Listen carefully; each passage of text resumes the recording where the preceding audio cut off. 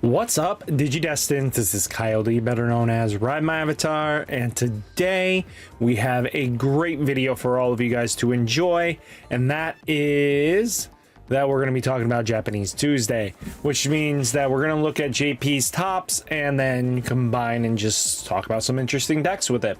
So a look at the meta is what we really call it at the end of the day. So without further ado, let's get in the video and talk about it. So let's take a look here. We are going to see Lord Nightmon at 28. Fenry Luga is up to 16. Blue Flare's at 15. Blue Armor's at 15, sorry. And Blue Flare at 14. Blue Green Imperial 13. Red Hybrid at 12. Mirage Galga at 11. Purple Hybrid at 10. Sun and Moon 10. Gallantmon at 10, Crossheart at 8, Beelzemon at 7, Kazuamon at 7, 7 Great Demon Lords at 6, Royal Base, Yellow Vaccine, Millenniumon, Dynus, Lugamon, Plants Fairy, Sakuya, Red Blue Omni, Luce, Nightmon, Ancient Garu.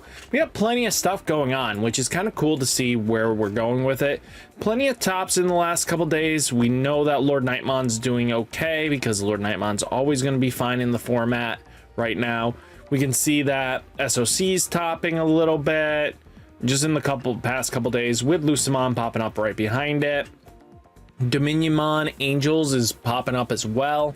So stuff like this is starting to make it look like the format's changing up for the better. We got Crossheart right here, you know, the Kazuamon loop, all this good stuff that you kind of just enjoy seeing from time to time from different lists and different perspective. The meta is opening up to the point where it's kind of balanced to the where almost any deck can do well, and it's really comes down to the pilot's ability to play the deck. So stuff like this gets very important, and I think we'll also take a look at 7 Great Demon Lords real quick. I know I didn't have this originally, but this interests me a little bit. So let's take a look at 7 Great Demon Lords. So if you look at it right now, they are using some of the most jankiest stuff right here. They have Tamers, which is kind of expected. The Kari Tamer, Matt Ishida, the I Am Mako to be able to, if you Digivolve, place something to reduce, and then this dude from the Balfamon line, Bealpha. Like, why are those in there? Let's take a look. Duplicate. Let's see the new card, shall we? Do. Let's see what the pro.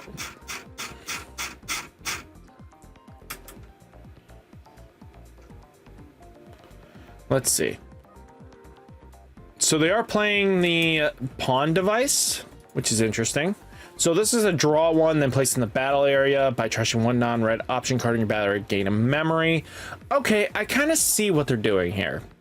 So they're benefiting your trash the options if it's not really doing anything in there to extend your plays.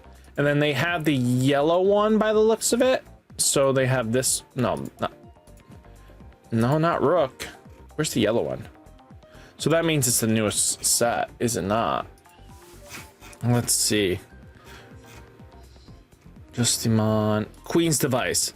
So while this is in the when this card is trashed in your battle area until the end of turn, one of your opponents give minus 3000 DB, and that Digimon when Digimon legs don't activate. Okay, so until the end of your opponent's turn, one of your opponent's Digimon gets minus 3000 DP, and that Digimon's when Digivolving effects don't activate, and then place this card into the battle area.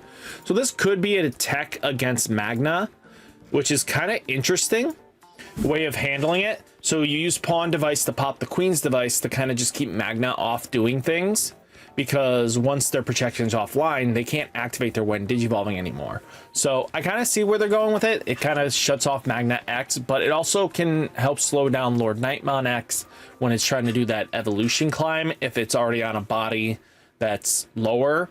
So if it's already has the rookie on board and they're going to try to climb from outside, this can shut it down as well. So I kind of see where they're going with it. It's a preventative measure. It's kind of cute. I think having the devices might be a interesting tech in the future. What do you guys think? I don't think it's going to be crazy meta pick here. I think you still want to have a lot of better options, but at the end of the day, it's a very stock standard list, to be straight honest with you. Then we do have Lucimon. I did say I was going to talk about it, and it's kind of cool to see that they're using Shadow Seraphe, they're using Beelzemon, 7th grade Demon Lord Beelzemon, by the way, to get that rush damage in.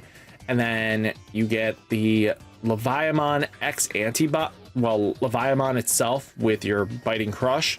So this puts a threat clock on them. It's kind of cute.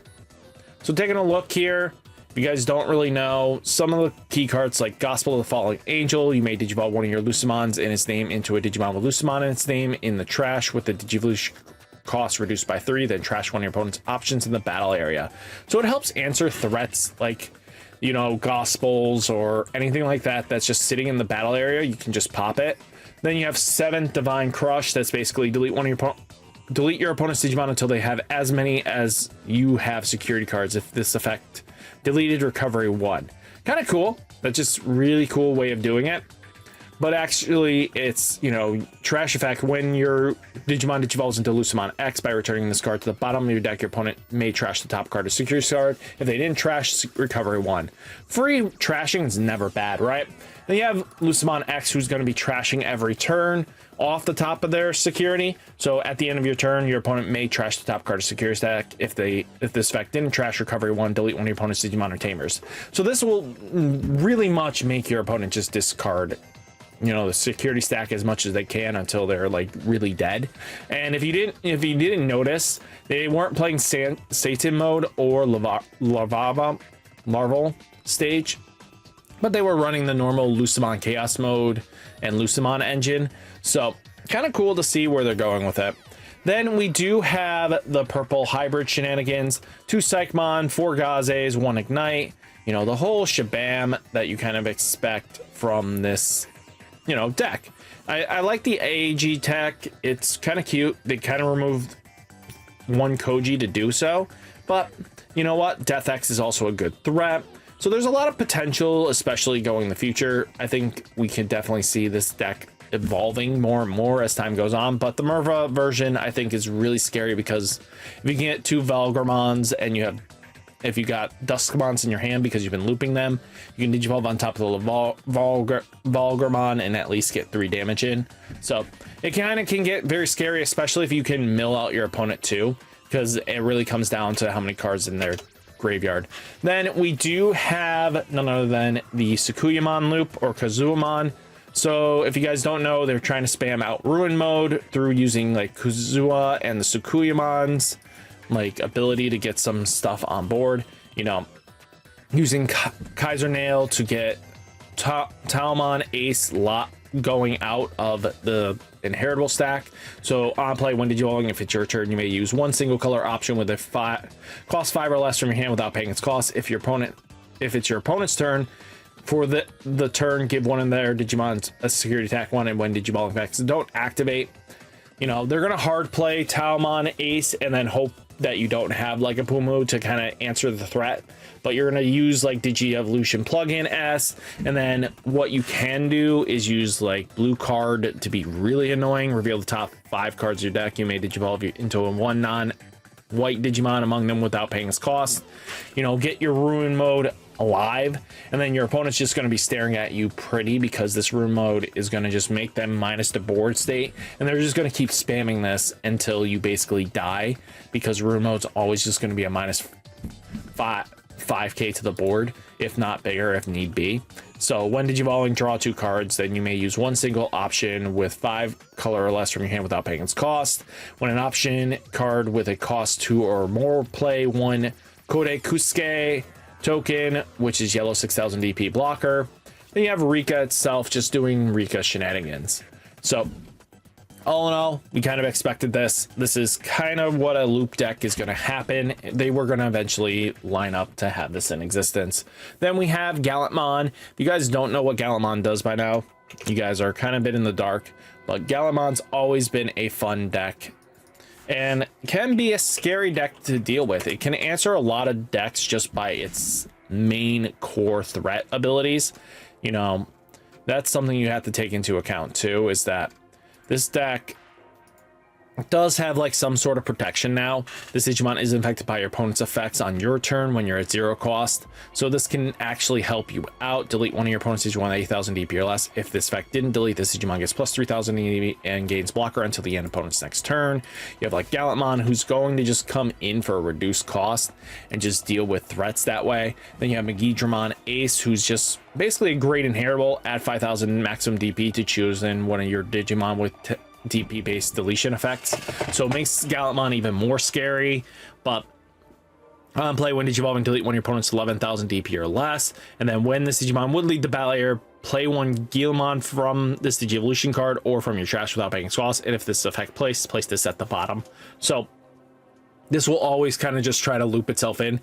It's kind of bad when you start looping this in because you can overflow yourself to death, but you also have War Growlmon Ace as well, being able to delete 3,000 total DP, add 2,000 to the BP's maximum effect for each of their Digimon added up, and then basically plus a 5,000 inheritable can just be really scary. Then if you're, for each card deleted by this effect, gain a memory. So yeah, really solid. Gammon's just doing Gammon things. And then you have like Crimson Mode Ace. This deck is just loaded with aces and it can get really scary.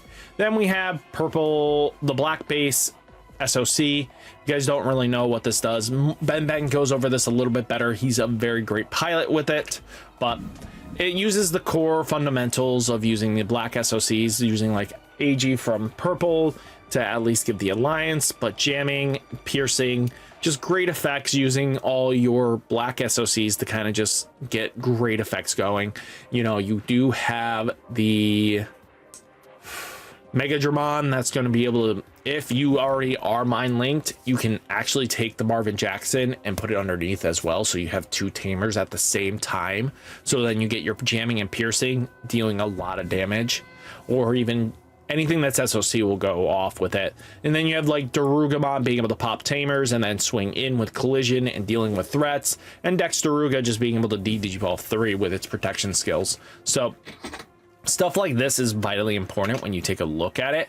But hopefully this was a great one for you guys to enjoy. Hit that like button, hit that subscribe button, stay safe, stay healthy, and I'll catch you next one. Peace.